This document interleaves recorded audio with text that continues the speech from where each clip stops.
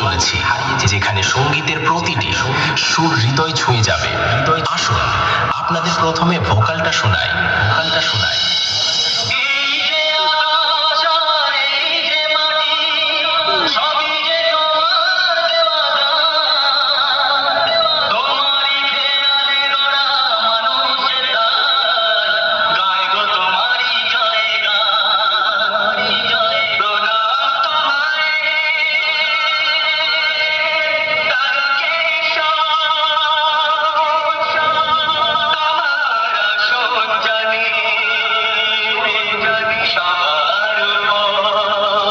SB editing, আমরা ভোকালটা খুব ভালোবাসা ও ভক্তি দিয়ে গিয়েছি, যাতে কথাগুলো আমাদের